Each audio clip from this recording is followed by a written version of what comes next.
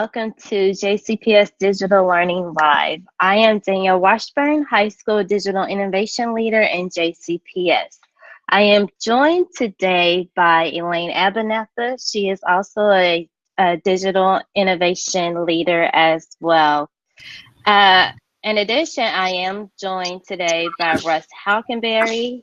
He is Elementary Zone 1. Zone 3 Innovation Leader. Hi, Russ. How are you? Hey, I great. apologize. I'm excited about this topic today. So, girls who code, awesome. Awesome. The stars of our shows, they are phenomenal leaders. We have Beth Kolodey from Hite Elementary. She is a Girls Who Code leader.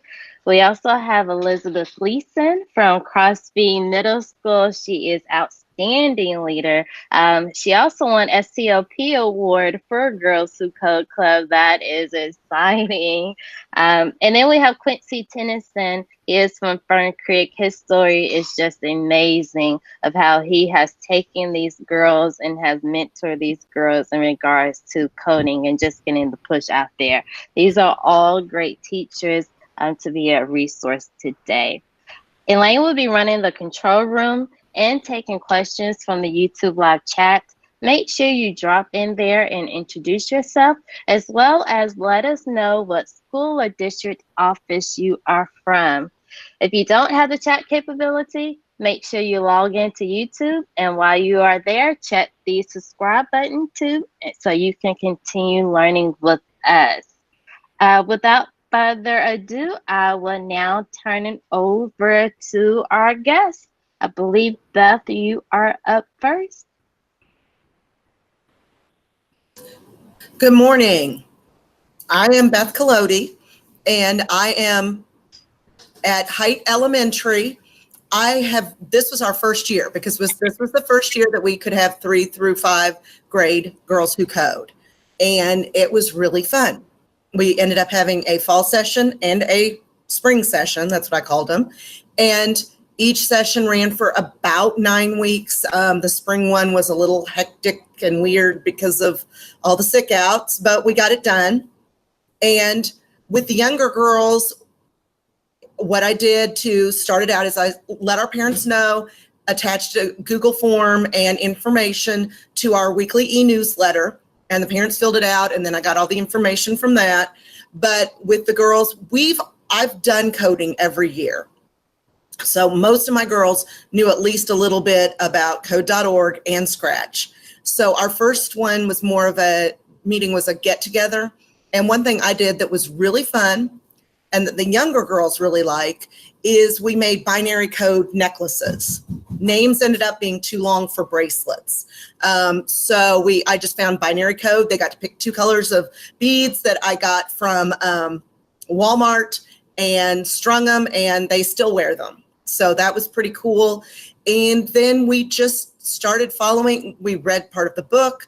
I usually read to them because some of my 3rd graders might be a little iffy on some of those bigger words in there.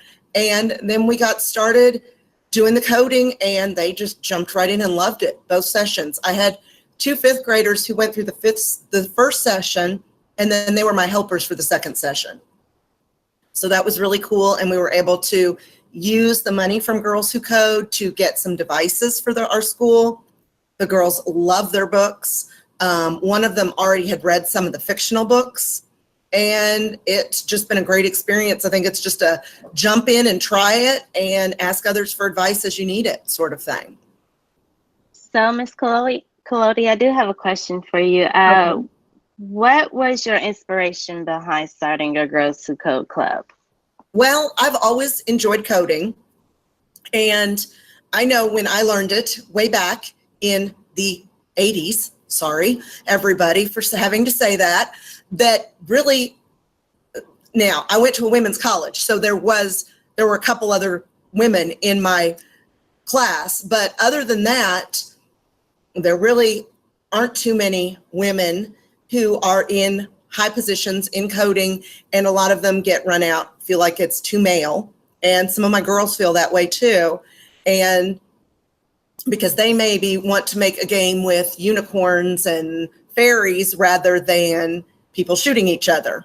So, just as an extreme, although some do, but I felt like they needed the support to get into more of the tech and to stay in the tech, because my STLP runs a little bit male, although I will say my best projects have always been from groups of either mixed boys and girls or all girls, but wanted to really push the girls into it. And because I know a lot of them are interested, and wanted to get them knowing that there are a lot of women out there who do this kind of thing. Awesome. Thank you. Russ, did you have a question? I'm sorry. No, I mean, it's great. I'm just thinking here, listening to Beth and thinking about your kids. A lot of your kids are probably going to go on to Crosby and then with girls. Yes. So it'd be perfect. Graphically, it works out for those Hite kids going on to Crosby. I mean, just amazing opportunities with STLP and Girls Who Code. Yeah. Thank you. And then I just have one more question for you. Can you kind of tell everyone what is the makeup of your Girls Who Code club? Like, do they meet after school, once a week, every single day, things like that? Not every day. We met once a week for 9 weeks. Again, in the spring, we missed, there was a big core of that time that we missed, but we made it up later, but we had a good rhythm. It was better rhythm in the fall. I liked that because we went 9 straight weeks every day, and it really, and a lot of the same girls are in my STLP. So that was kind of nice. I saw them twice a week. Awesome. Thank you. Thank you. All right. I think Miss Gleeson, would you like to tell us about your Girls Who Code club? Hi there. So at Crosby Middle School, last year was my first year in the computer science world and technology. And I had gone through training with code.org, and a big part of that is about equity and realizing the need to get girls, along with other underrepresented minorities in it. And I realized, well, Girls Who Code is right there, ready to go. I don't have to do anything. I don't have to invent anything. So I put it out there and got a small group of girls last year, 7th graders and 1 8th grader last year. And we did the Girls Who Code tutorials on Scratch. And when I called them back this year, at the beginning of the year, I called that core group back and talked about recruitment and what they wanted to do. And they wanted to do real code. They wanted more than Scratch. And I was like, oh, okay, I don't have all that capability, but boy, I know hour of code, and that would be perfect. So our recruitment, we put it in the newsletter and on the TVs and the cafeteria and things like that. And then I told the girls, everyone needs to invite 1 or 2 girls who you think would enjoy. I think registered on the site, I have 25 girls this year. And I had about 15 who showed up regularly, 6th graders, 7th graders, and 8th graders. I even had my 9th grader come back a bunch of times. When mom would come to pick up the younger brother, she would just come from Eastern High School and join us and, tell us about the big world out there. And so this year, we met once a week for an hour after school. And I just went through the hour of code, and I put that on the slide, where you can filter it from different languages or abilities. And so I tried to introduce them to a new language each week, and they played around with that. And then by the time we sort of had things settled in and STLP was coming out with the Girls Who Code projects, we turned that into our focus. And mentioning that because, we won, but it was a lot of work, and it was my 8th graders project who won. We have the website, and again, just followed the Girls Who Code tutorial, getting the Weebly up there. So that link's on my slide too. The other projects weren't finished enough to go to publication, but you can see the different things that they were working on. The girls picked things that interested them and fit their coding capabilities. Then later this year, we did have a visit from the Fern Creek girls, and that was a really cool opportunity. Sorry about that. Really cool opportunity for the girls to learn from a little bit more experts, but still kids, and they had a blast. And they keep asking, is that going to happen again? Is that going to happen again? And I'm like, okay, we'll see. My biggest advice is use the Girls Who Code site. Check in with the HQ this year. Boop, the girls and facilitators got these free t-shirts. The money is great. You just have to make sure you jump through the hoops. I ended up just spending even more money this last week because I didn't realize I had so much. Unfortunately, my girls were really getting into drones and coding drones through Swift Playgrounds when word came down that no drones for a while until we get insurance stuff settled.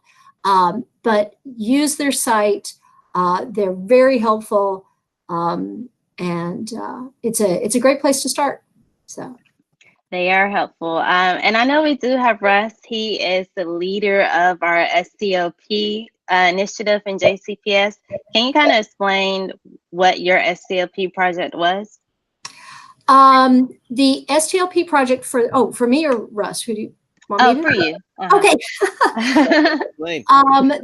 We just followed the guidelines on STLP, and so they wanted the Girls Who Code website, so the Weebly site, and then the one project that won was a Scratch video they did, and it was one of those choose your own adventure type of things, and so it was about cyberbullying and what should the girl do.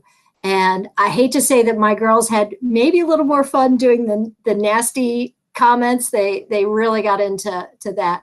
But they had to code, a girl wakes up and sees these comments. What should she do? And, the user chooses it. And so they coded the words, and then they did voiceovers. And so that was our project that won. So. And that was like a brand new competition this year at STLP too. So it's great to have a JCPS school win the first year. Yeah. We're excited. Awesome. Yeah. Thank you for doing that. Yeah, it was fun. They weren't sure. And by the time we got all the girls up there, they were very excited.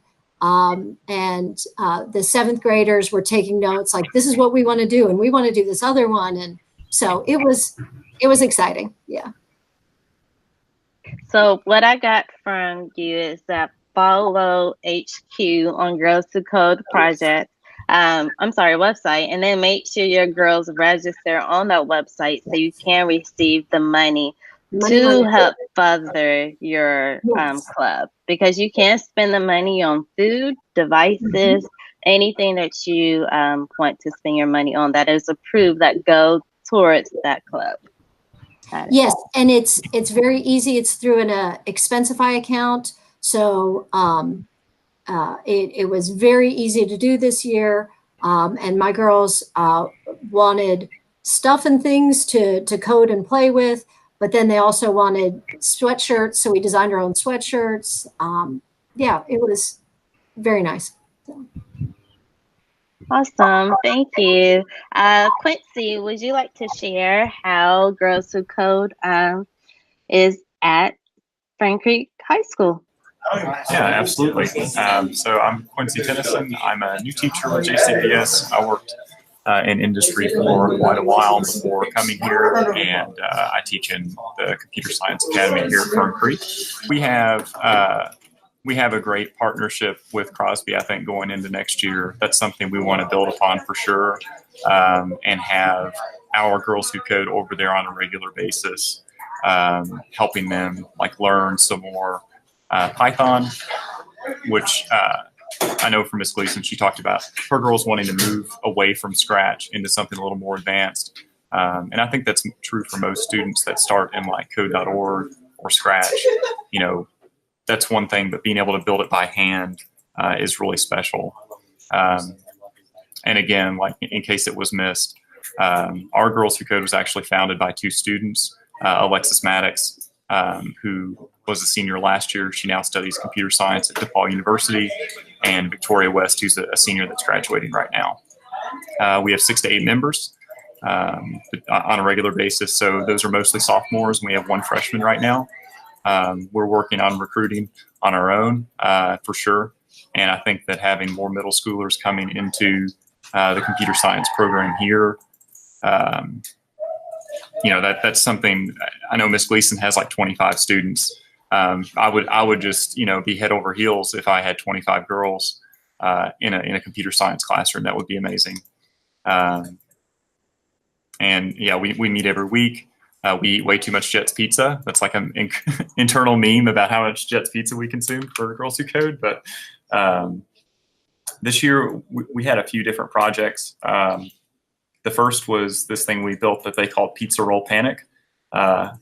And they built this and kind of planned this out all themselves, but we wanted an app that we could take to Showcase of Schools to keep track of who came to our Fern Creek booth. And so what we did was I built the tracker basically, and then the Girls Who Code built this text-based adventure game in Python within the tracker. And so when the student was done signing up, they would essentially get this little Easter egg type question, and then they would go down this text-based adventure game. And it was really funny. They basically they wanted to leave their room to go make pizza rolls downstairs, but their parents were having a family reunion, and they didn't want to have to make small talk with all of their relatives while they were down there. And so you had to work your way around all these relatives in order to escape with your pizza rolls. But the link is to the GitHub repository if anybody wants to look at that code. They were just getting started in computational thinking, so that's our first really big programming class. And so the fact that they put all that together themselves at that point in time was really impressive to me. They worked really hard on that. Our other big focus is rebuilding the Fern Creek Computer Science Academy website. Right now it's like a WordPress template. They're actually going through and building it by scratch in HTML, CSS, and JavaScript. So that's another big thing that they are working on. We also do, on a regular basis, some kind of meet the engineer. So all of our Girls Who Code are really focused on meeting women that have engineering roles.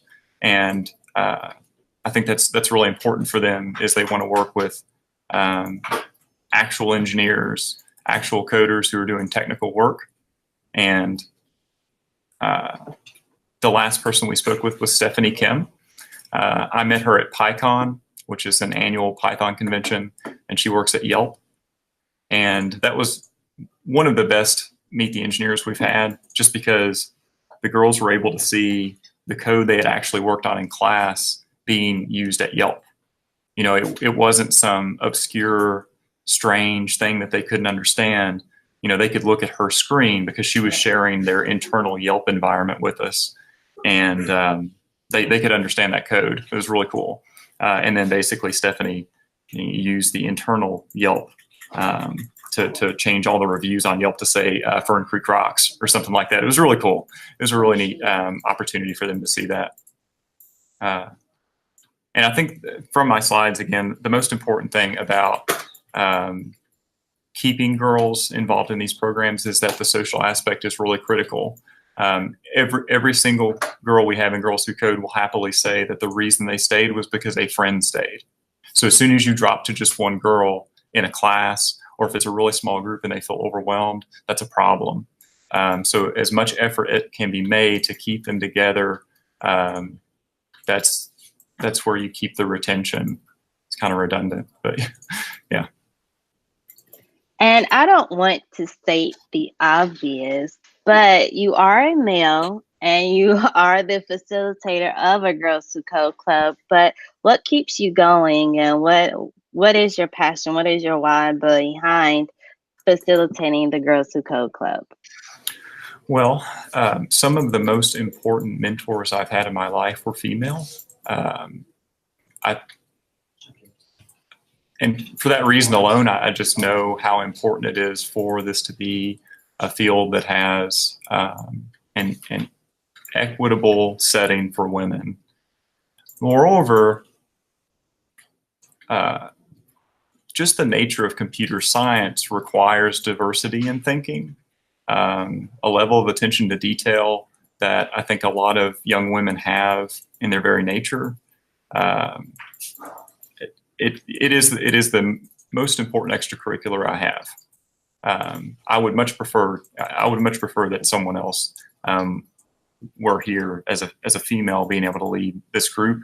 But I'm more than happy to do it for now. And I have visited you all's club, and you do an awesome job at leading those girls. And just the relationships that you have with those girls, you can really tell that you have an impact and you are changing their lives forever. Yeah, they're awesome. I mean, they work. They make it very easy. They work extremely hard. They take what they do very seriously. And it's not that we don't have fun. Like I said, we have Jets Pizza memes, but they take computer science seriously. They're very passionate about it. You know what I love about this show today is we've got representation from elementary, middle, and high school.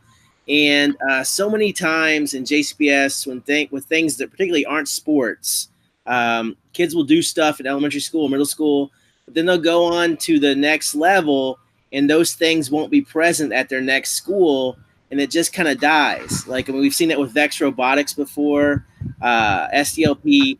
But, you think about if you go on from elementary to middle school, they've got a basketball team there. They got a basketball team in high school. So that's what we need. We need more. We need at every level girls do code clubs and SDLPs. So the opportunity doesn't die. So I love that we've got this representation today. And Danielle, how many girls who code clubs are there in JCPS? We have about 32, so we are continuing to grow. There are some schools that are signing on next year, some new clubs, which is awesome. So we are growing every year. That's awesome. Well, I would like to personally invite Crosby and Fern Creek to come talk to my girls at some point. Yeah, we would love to do that. So cool. Really, I have a daughter in Tully, so I'm all about the elementary lifestyle. Good. I think that'd be great, and we could even do it like this. I think we can reach out without having to do the craziness of field trips and things like that too. I would like to add something about Girls Who Code that I really like is that you don't have to be a coder. You don't have to be an expert. It has been a lot of fun, and I know next year I'm going to approach it to sort of tier my groups a little bit with the girls.